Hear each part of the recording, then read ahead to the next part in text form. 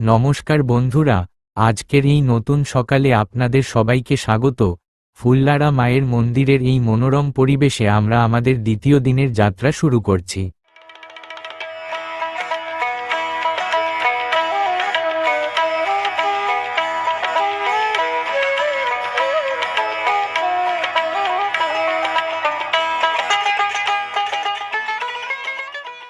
আগের পর্বে আপনারা দেখেছেন আমরা কিভাবে ফুল্লারা মায়ের মন্দিরের অপার মহিমার সাক্ষী হয়েছি আর সন্ধ্যা কাটিয়েছি হাসুলি বাগ এবং সাহিত্যিক তারাশঙ্কর বন্দ্যোপাধ্যায়ের বাড়িতে।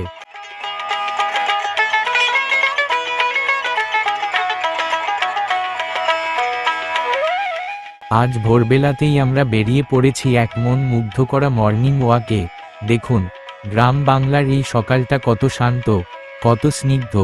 দিগন্ত বিস্তৃত ধানের ক্ষেত, ভোরের নরম আলোয় যেন সবুজের এক চাদর বিছিয়ে আছে। শহরের কোলাহল থেকে দূরে প্রকৃতির এই অকৃত্রিম রূপ সত্যি এক অন্যরকম অনুভূতি দেয়।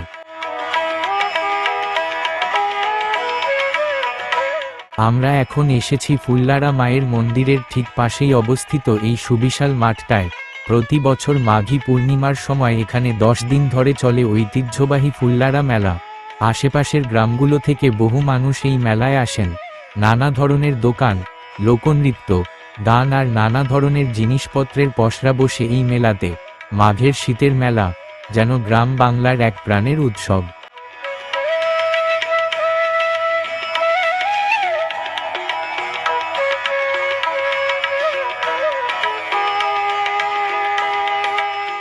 এই মেলার মাঠের পাশেই রয়েছে একটি শনি মন্দির।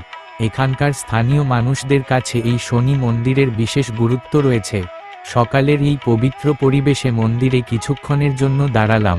পুজো চলছে, এক অন্যরকম শান্তি অনুভব করলাম।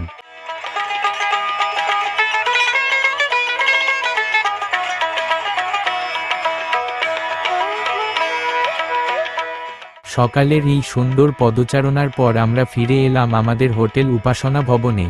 এখন সময় ব্রেকফাস্টের। এরপরেই আমরা আমাদের পরবর্তী গন্তব্যের উদ্দেশ্যে রওনা দেব।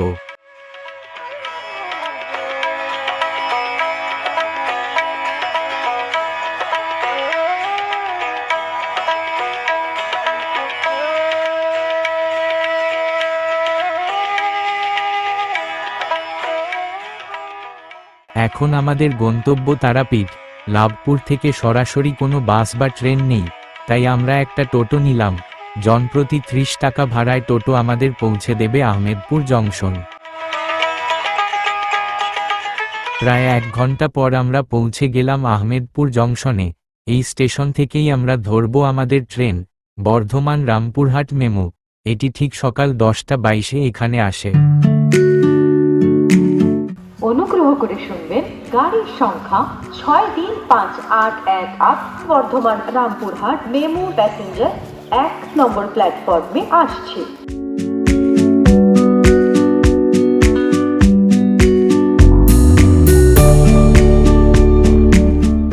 ট্রেন সময় মতোই এসে গেল। এবার আমাদের যাত্রা শুরু হলো মা তারার পবিত্র ধামের দিকে।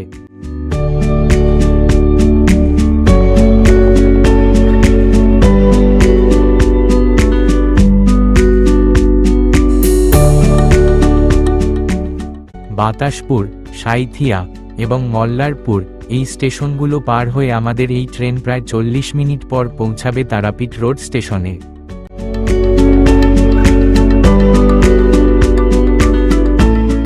অবশেষে আমরা তারাপীঠ রোড স্টেশনে পৌঁছে গেলাম।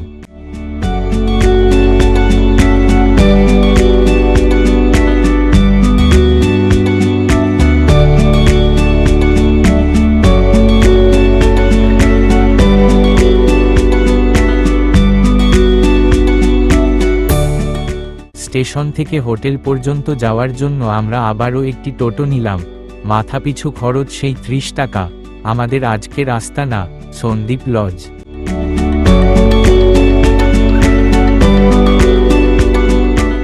হোটেল সম্পর্কে একটা ছোট্ট তথ্য দিয়ে রাখি। এখানে নন এসি ঘরের ভাড়া প্রায় 600 টাকা এবং এসি ঘরের ভাড়া 1100 টাকা। আমরা হোটেলে পৌঁছে ফ্রেশ হয়ে নিলাম।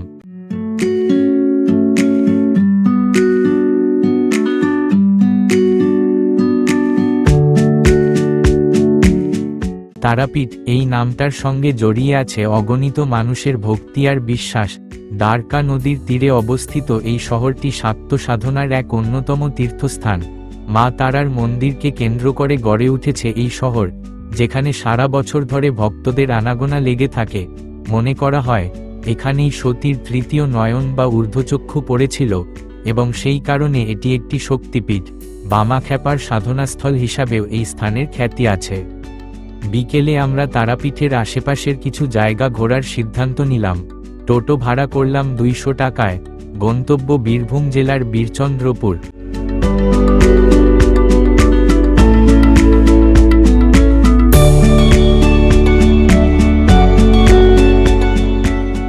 আবার সেই গ্রাম বাংলার অপরূপ রূপ দেখতে দেখতে আমাদের যাত্রা শুরু হলো। অস্তগামী সূর্যের কমলা রঙের আলোয় মাঠের সবুজ আর মাটির লাল রং যেন আরও উজ্জ্বল হয়ে উঠেছে। আমরা পৌঁছে গেলাম বীরচন্দ্রপুর গ্রামে। শ্রী নিত্যানন্দ প্রভুর জন্মস্থান হিসাবে এই গ্রামটি একাধারে ঐতিহাসিক এবং আধ্যাত্মিক দিক থেকে অত্যন্ত গুরুত্বপূর্ণ। ভক্তিমূলক বিশ্বাস অনুযায়ী শ্রী চৈতন্য মহাপ্রভুর প্রধান সঙ্গী নিত্যানন্দ প্রভু এই গ্রামেই জন্মগ্রহণ করেছিলেন। এই পবিত্র ভূমিটি তাই একচক্রা ধাম নামেও পরিচিত।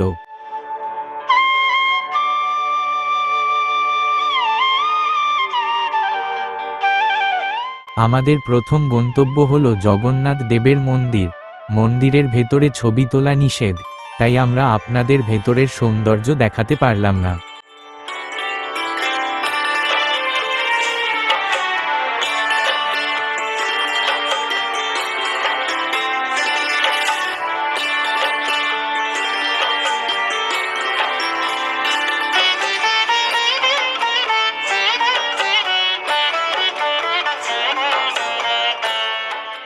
এরপর আমরা গেলাম শ্রী শ্রী বাঁকারায় মন্দিরে। এই মন্দিরটিও খুবই প্রাচীন এবং স্থানীয়দের কাছে এর বিশেষ গুরুত্ব রয়েছে। এরপর আমরা এলাম নিতাই বাড়ি বা একচক্রা ধামে। এখানে প্রবেশ করার আগে আপনাকে আপনার সমস্ত ইলেকট্রনিক ডিভাইস, যেমন মোবাইল ফোন, ক্যামেরা ইত্যাদি লকারে জমা রাখতে হবে। আমাদের পরবর্তী গন্তব্য হল শ্রী চৈতন্য সারস্বত কৃষ্ণানুশীলন সংঘ।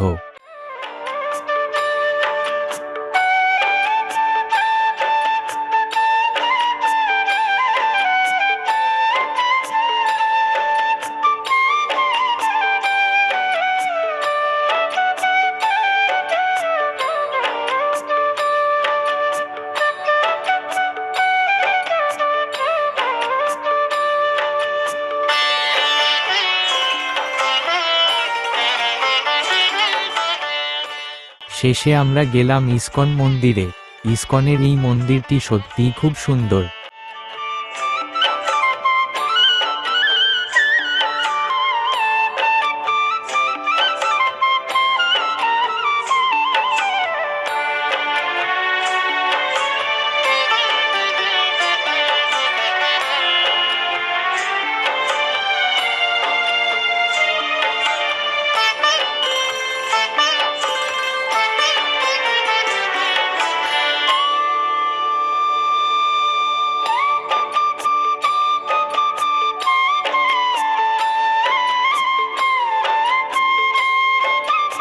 বীরচন্দ্রপুর ইসকন মন্দির কমপ্লেক্সের ভিতরে ভক্ত এবং পর্যটকদের থাকার জন্য একটি অতিথি নিবাসের ব্যবস্থা রয়েছে। এখানে থাকার জন্য এসি এবং নন এসি উভয় ধরনের ঘর রয়েছে। অতিথি নিবাসে থাকা ভক্তদের জন্য ভোগ প্রসাদের সুব্যবস্থা আছে।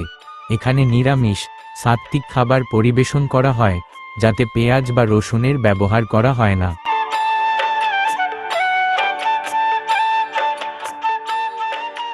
বীরচন্দ্রপুর থেকে ফেরার পথে আমরা দেখলাম এক অসাধারণ সূর্যাস্ত।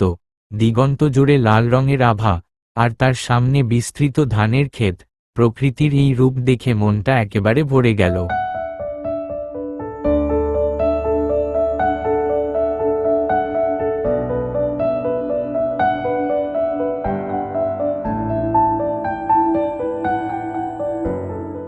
সন্ধ্যা নামতেই তারাপীঠ শহরের ছবিটা একেবারে পাল্টে যায়। চারদিকে পুজোর জিনিস, মা তারার ছবি, আর প্রসাদের দোকান। ভক্তদের ভিড়ে রাস্তাঘাট গমগম করছে। পুরো শহর যেন এক উৎসবের মেজাজে।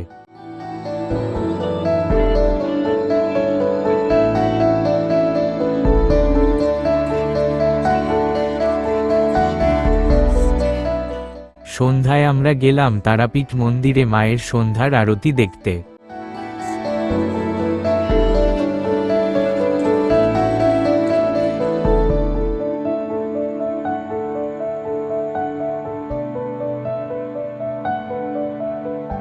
তারপর গেলাম তারাপীঠ মহাশ্মশান।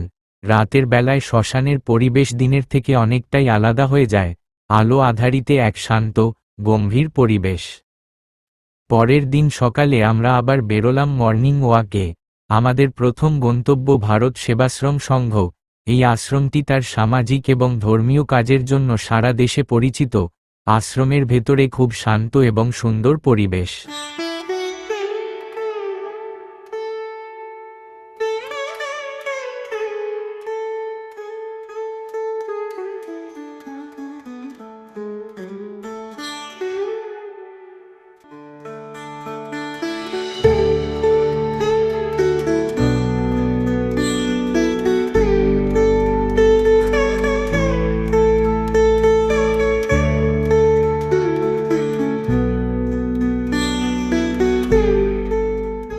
ভারত সেবাশ্রম সংঘের তারাপীঠের ইতিহাস মূলত এর প্রতিষ্ঠার সাথে জড়িত।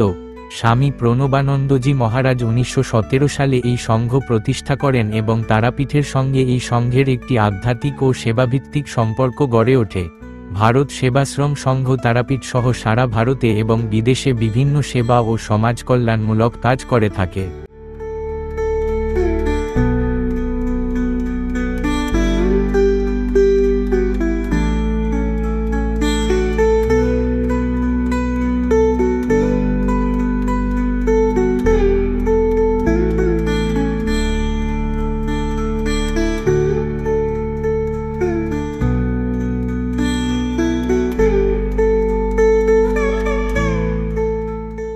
আশ্রমে মা তারার মন্দির ছাড়াও অন্যান্য দেবদেবীর মন্দির রয়েছে।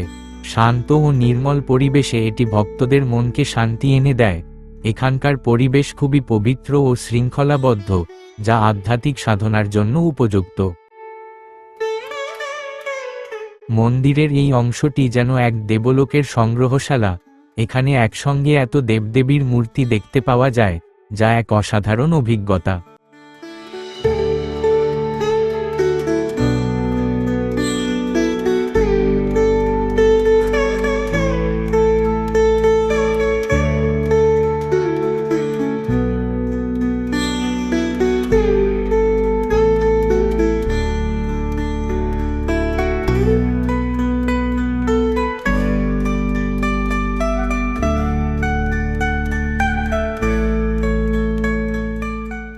আপনারা যারা এই মন্দির পরিদর্শনের পরিকল্পনা করছেন, তাদের জন্য বলে রাখি, এই মন্দিরের একটি নির্দিষ্ট সময়সূচি আছে। সকাল 6টা থেকে দুপুর 1টা পর্যন্ত মন্দির খোলা থাকে এবং আবার বিকাল 4টে থেকে রাত 8টা পর্যন্ত ভক্তদের জন্য উন্মুক্ত থাকে। তাই আপনারা এই সময়ের মধ্যেই মন্দিরে আসার পরিকল্পনা করতে পারেন।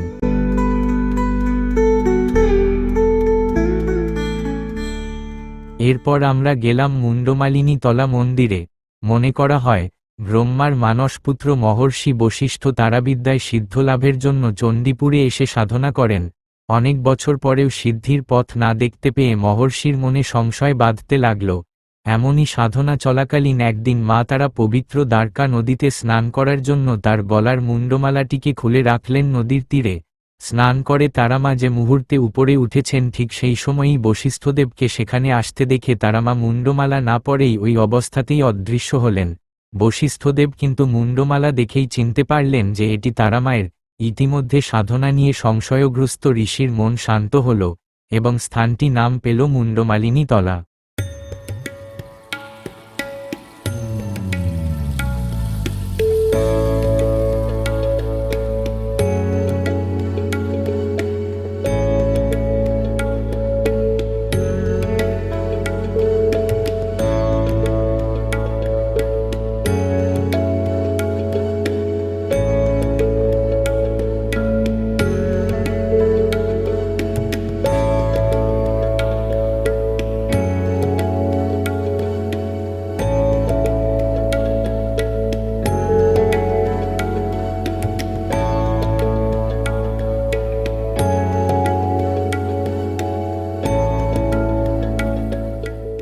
সকালে আবারও গেলাম তারাপীঠ মহাশ্মশানে।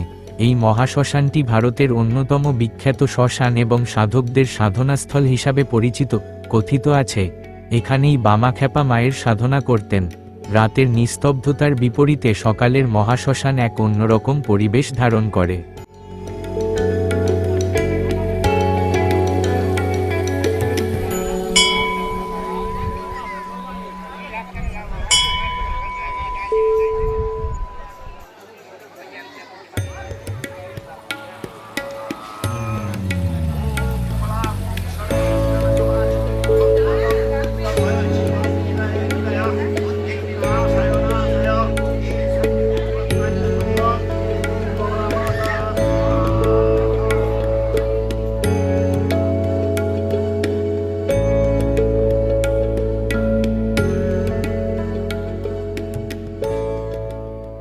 ব্রেকফাস্ট সেরে আমরা গেলাম তারাপীঠ মন্দিরে। এই মন্দিরের ইতিহাস অত্যন্ত প্রাচীন। এটি শাক্ত ধর্মাবলম্বীদের অন্যতম প্রধান তীর্থস্থান। মন্দিরের গর্ভগৃহে মা তারার যে শিলামূর্তিটি আছে তা একটি 3 ফুট উঁচু রূপোর মূর্তিতে ঢাকা।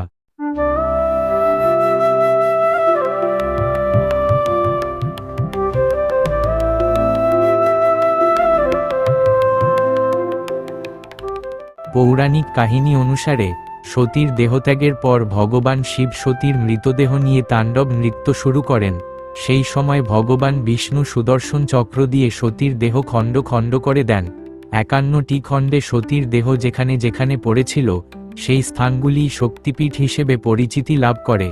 বিশ্বাস করা হয় যে সতীর তৃতীয় নয়ন বা অক্ষিগোলক তারাপীঠে পড়েছিল। মন্দিরটি সাধক বামাখ্যাপার কারণে আরও বেশি পরিচিতি লাভ করে। তিনি এখানে সাধনা করতেন এবং সিদ্ধি লাভ করেছিলেন।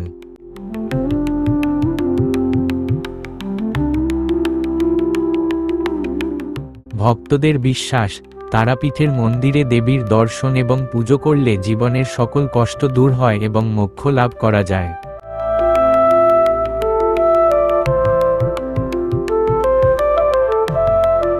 মন্দিরের পাশে আছে জীবিত কুণ্ড।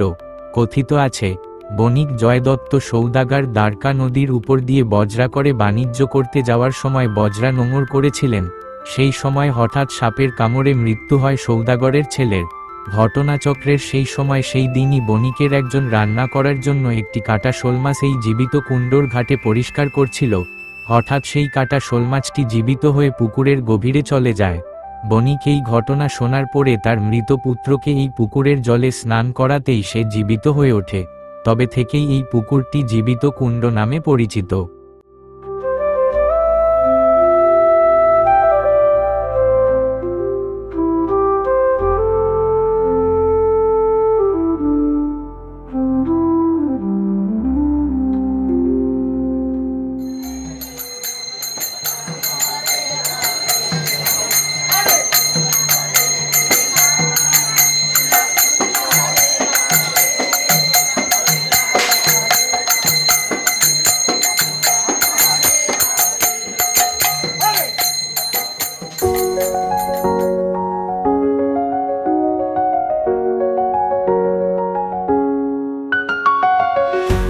দুপুরের খাবার খেয়ে আমরা ফিরতি পথে রওনা হলাম। তারাপীঠ থেকে রামপুরহাট স্টেশনে যাওয়ার জন্য একটা অটো নিলাম। রামপুরহাট থেকে আমাদের ট্রেন রামপুরহাট শিয়ালদা এক্সপ্রেস। এই যাত্রাটা আমাদের স্মৃতিতে চিরকাল থেকে যাবে। আধ্যাত্মিকতা, প্রাকৃতিক সৌন্দর্য আর গ্রাম বাংলার সরলতা সবকিছু মিলিয়ে এক অসাধারণ অভিজ্ঞতা। আশা করি আমাদের এই জার্নি আপনাদেরও ভালো লেগেছে। যদি এই ভিডিও আপনাদের ভালো লেগে থাকে তবে অবশ্যই লাইক, শেয়ার এবং সাবস্ক্রাইব করতে ভুলবেন না। তাহলে আজ এই পর্যন্তই। আবার দেখা হবে নতুন কোনো জায়গায়, নতুন কোনো গল্প নিয়ে। সবাই ভালো থাকবেন, সুস্থ থাকবেন। নমস্কার।